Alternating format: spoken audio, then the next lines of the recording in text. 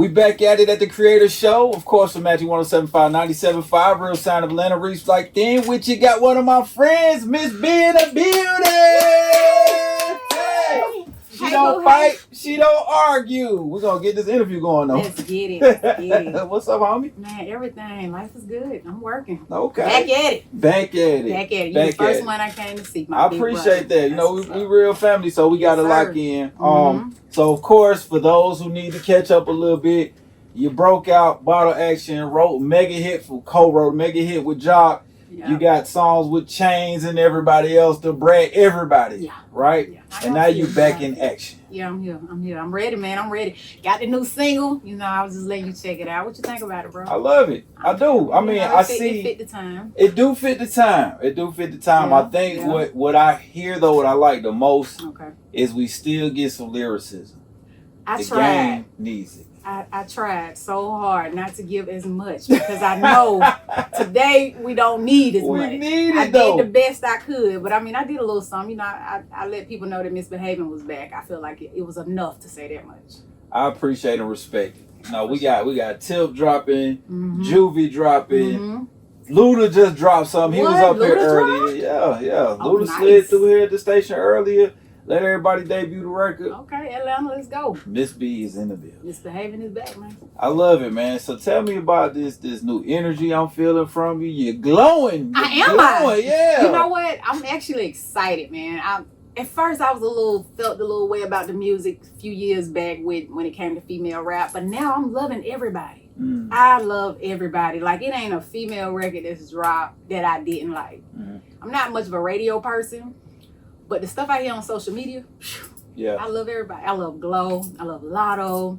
I love, YK Ms and Barnaby. I love them all, man. Yeah. Cardi B, of course. You know, it's just a surge of female, quality female artists. And spitting. I love the fact that people are writing again. Yeah.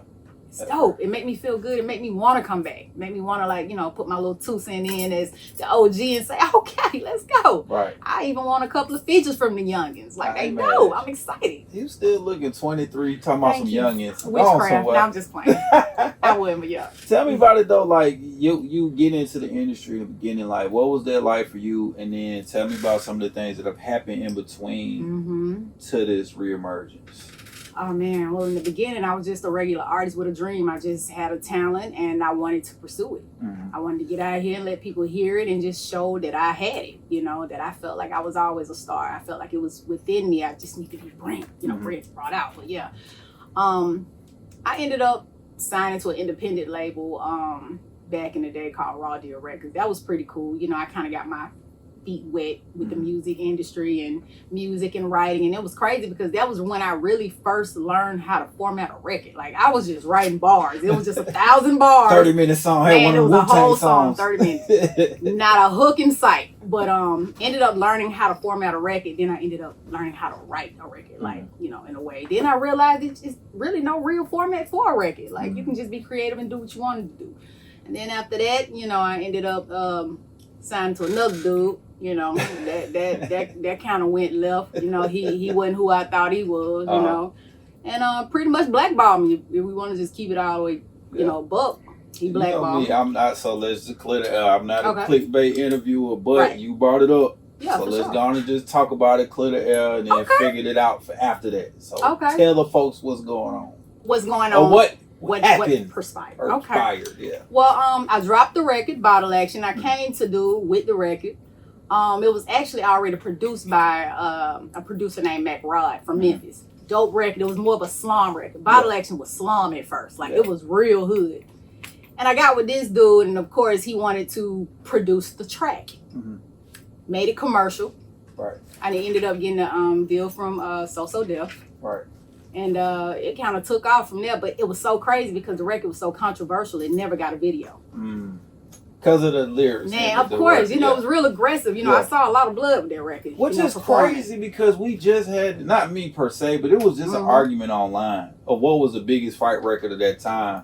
Was it Let's Do It? Was it like Grove Street Party? Was it Nuck If You Buck? You know what I mean? I don't know. I know Bottle Action performing that record. I toured for 2 years just off that one record. Yeah. So I seen a lot. A Bottle Action. Yeah, real We talk. Like, talking it's about clubs to Bottle this day will tell me, like, you know, we stopped selling bottles in our club because of your record. You know, I'm like, dang, for real? So I was hearing a lot of stuff and seeing a lot of stuff, but the record got real controversial, so it never got a video. And then with all the hate going on, you know, people wanted to be the artist, you know, want to dance in the videos, and you know, you want to be now. You know, I'm just playing, but you get what I'm saying. So yeah, that was the thing. You know, dude. I didn't want to renew my contract. It was time for me to renew my contract. I went and tried to sit down with dude, like, you know, a professional, like a stand-up girl, like I am.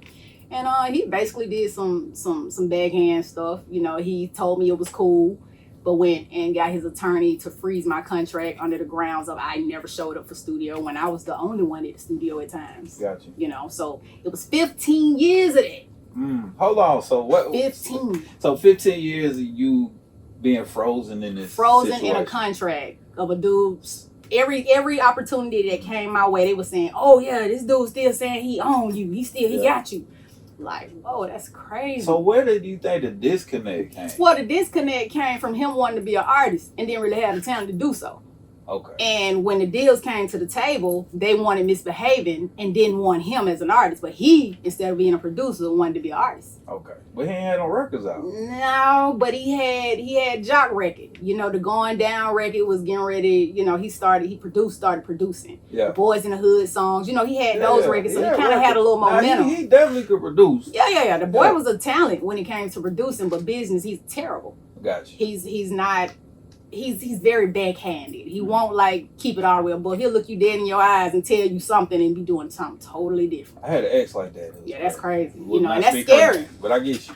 Yeah. Yeah, so that's what he did. So 15 years of me being depressed, trying to figure it out, stuck, just not wanting to do it, but wanting to do it, but couldn't do it. Why you ain't get the lawyers involved? Man, I did get the lawyers involved. Shout out to Greg Street too, because Greg Street came through. Yeah. Greg hooked me up with a lawyer for real. I had an attorney that was kind of going back and forth with them. I mean, even shout out to King B. King B tried to get me out of it. Actually confronted dude and was like on some, you know, rah. Right.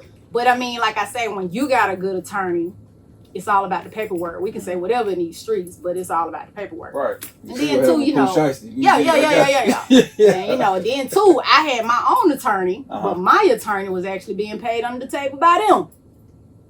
That feels super. Yeah, and I'm this close to calling out her name, but I want to see her, so we're gonna wait on that for a minute. But Okay. So he shall remain yeah, man, nameless. This industry is crazy. This industry is crazy. Like, you just gotta be. Yeah. But all right, so you go through this horrific experience. But you got the talent and you want to put these records out because a lot of your fans like, dang, where'd she go? This is what happened. Yeah, this is what happened. Wow. This is what happened. Wow. Pretty much. I mean, straight to the point. That's what happened. That's crazy. Yeah. Man, I'm glad to see you back out here. So that's water under the bridge. Yeah, because you know what? A lot of the OGs in the industry, like the top notch, they know the truth. Yeah. The truth, like I say, you can lie forever, but it ain't gonna last forever. Right. You know what I'm saying? Like, the truth gonna finally come out. Right. You know, he was going around telling people that I ran out with the money. I messed up the money, ran out with what money? I didn't even know no money was on the table. Wow.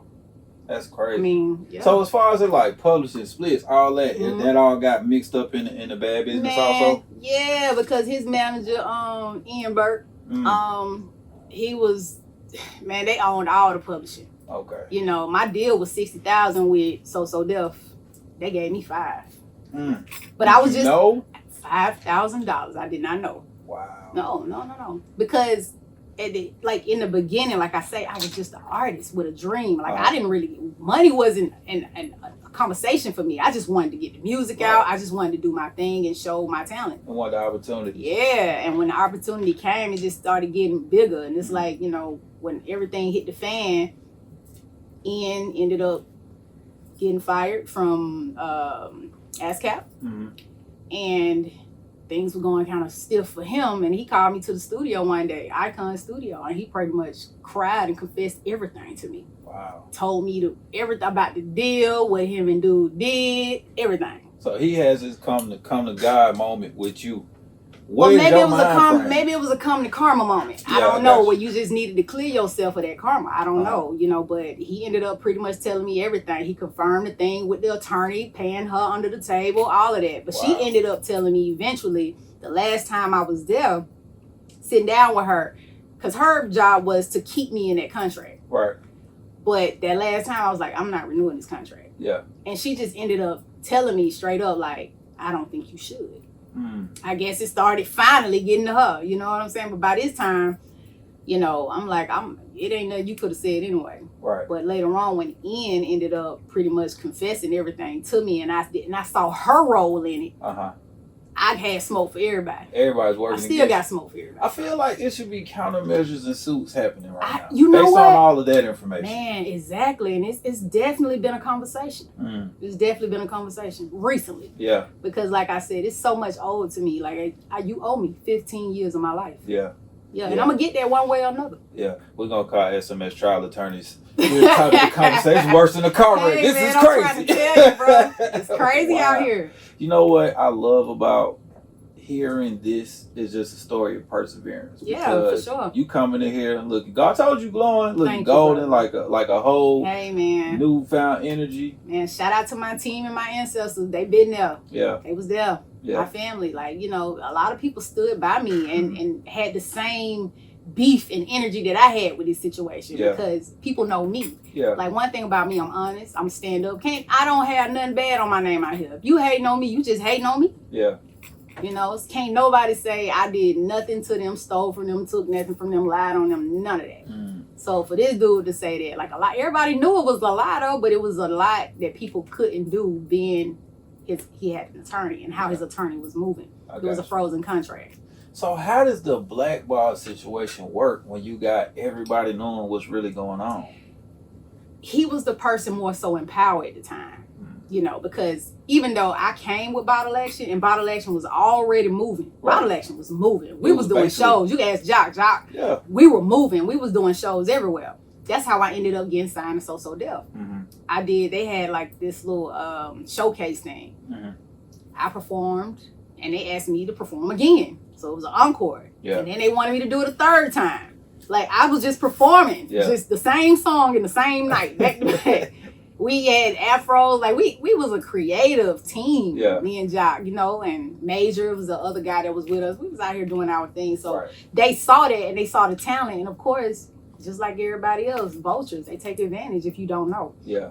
You know? Yeah, I kind of shout out. How your relationship with Jock? Oh, yeah, me and Jock cool. Y'all locked in, right? Yeah, cool. Yeah, for sure. Now, that's what's up. All right, let's get to this new energy. I don't want to go back into that. That's crazy. Yeah, it was crazy. You owe crazy something. Time, man. I'm owed a lot. I feel like Denzel. I'm leaving here with something. Hey, boy, you have no idea. Tell me about these new records. We just kind of previewed them. We can't let y'all hear them yet, though, but we just previewed them, man. Them just sound good, I'm excited, man. Like I said, I'm back at it. I'm listening to what's going on right now in the music industry and the sound, and I said, you know what? Even though I am a lyricist to my heart, I feel like the music is fun right now. Yeah. You know, we got TikTok and we dancing now. Yeah. Like, I love that. I come from dancing. Right. That's what I come from. I was doing that before I was doing anything. And I'm happy we back there. I'm ready to get back. So it's like, you know, I got a new record called Poppy that's coming. It's for the ladies. I make music for the women. Right. You know, I appreciate what we do. Thank you. Yeah, for sure. You know what I'm saying? So I can't wait for that record to drop, people to get to hear it, and people start dancing. That's what it's for. It is. Because the ladies buy and support artists. Yeah, they do. And then the fellas just follow suit. Exactly. I love it.